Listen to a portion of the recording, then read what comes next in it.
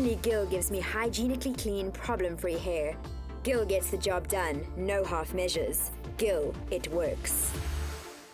Welcome back to your Feel Good Breakfast Show. This is Espresso only on SABC3. Now, dandruff is a common disorder that really affects almost half of the world's population at some point in their lives. And yet, the lack of information about this manageable condition can result in social and self-esteem issues for the afflicted. Now, if you think you may suffer from dandruff, you need to stay where you are because we're giving you all the advice you need to know right now. And joining us in studio is Dr. Dilshad Asmal, who will be sharing her expertise on this topic. Dr. Dilshad, thank you so much for joining us this morning, and a very interesting topic because so many people suffer from this. As you can see, I've got mine under control, but what are some of the causes that causes dandruff? First of all, dandruff is a common chronic scalp condition, and it basically happens because the skin cells of the scalp mature very rapidly. So because of this rapid cell turnover, we have the dead skin cells being pushed off the scalp, so hence we get that flakiness.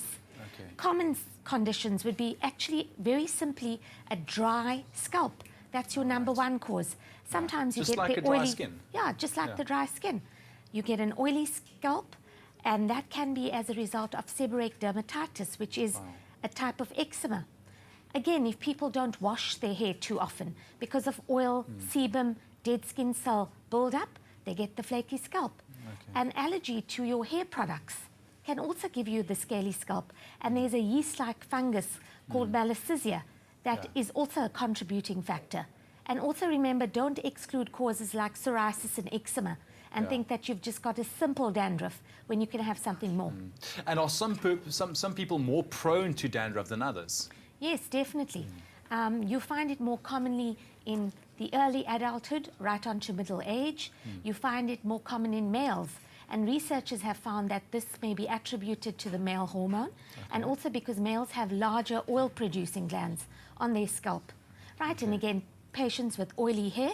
And also, there's certain illnesses, for example, Parkinson's disease, patients CVAs or strokes, and immunocompromised patients that can be predisposed to dandruff, and we don't really know the cause there. So is there any way we can alleviate those symptoms a little bit from your point of view? Well, I think that there are very good over-the-counter shampoos currently on the market. For example, the one with zinc pyrithione, that has an antibacterial and an antifungal property.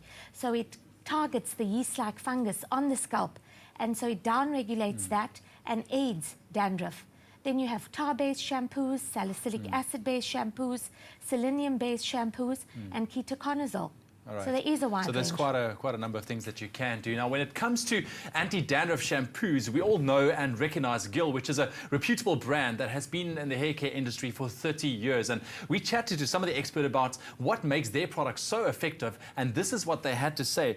They said Gil contains zinc pyrithione. Is that how I say it, Dr. Yes. Pyrithione, which is encapsulated in palm oil. The palm oil acts as a bait for the dandruff and attracts the dandruff microorganisms. The zinc pyrithione then effectively destroys the dandruff microorganisms and overall reduces the dandruff on one's head much faster. It also contains moisture cell technology, which is made up of modified honey derivative. Honey is a good moisturizer and improved moisturization of the hair and scalp or skin.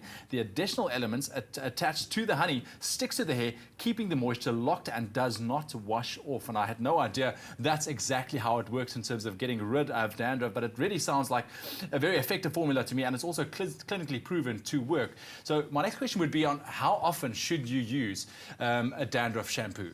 Well, generally you use it once every day or every second day until you get the dandruff under control. And then you can use it maybe twice or 3 times a week.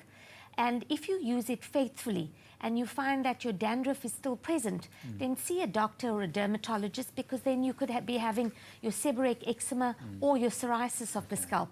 So hence your dandruff may be actually something Yes, so it could be something more, so you just need to be aware and check it out as soon as possible. Dr. Dilshad, thank you so much for joining us this morning on this very interesting topic that I think a lot of people will take note of this morning. But remember, Gil have a shampoo variant for all hair types, so check the label and get the type that suits your scalp and use regularly for best results. It's also clinically proven to relieve itchiness and flakes associated with dandruff, so try it. It definitely works. Now, we're also giving away 3 hair hampers today to the value of 500. 100 Rand each, including selection of product from Gill, Perfect Touch, Care and Protein Feed. All you need to do is to SMS us the answer to this very simple question. Which product helps alleviate dandruff? A, Gill, or B, salt water? Very easy, like I've said. SMS your answer, A or B, along with the keyword hair, your name and city to 33728, and one of those goodie bags could be yours. That's hair, your name and city to 33728, along with your answer, A or B. Try it, it works definitely. And so that you can actually take your flaky free hair on holiday, which is exactly where we're going now. Only Gill gives me hygienically clean, problem-free hair. Gill gets the job done, no half measures. Gill, it works.